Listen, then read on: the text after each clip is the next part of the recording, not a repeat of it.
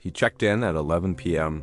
By 1 a.m. I realized he was never a guest at all, and he had been inside the building for 2 hours. I worked the overnight shift at a small hotel. 3 floors, 40 rooms, usually quiet. My job is simple: sit behind the desk. Watch the cameras. Let guests buzz in after hours. That night, a man buzzed in around 11. Mid-40s, baseball cap, backpack. He asked for a room.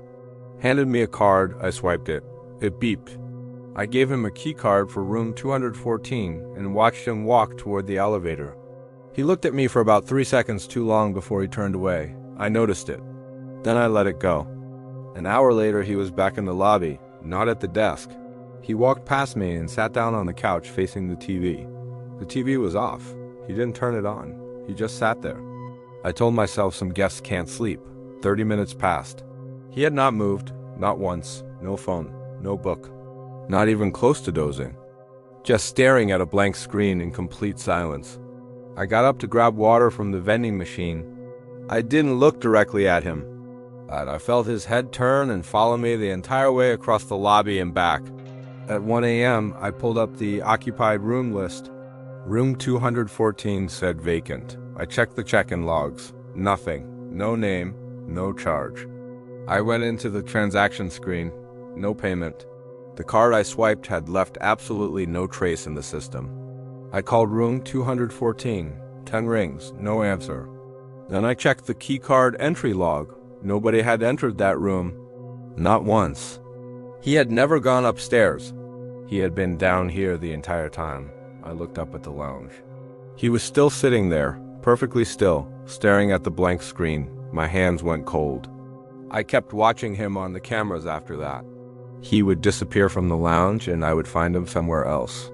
Standing at the end of a corridor. Inside the stairwell for 10 minutes doing nothing.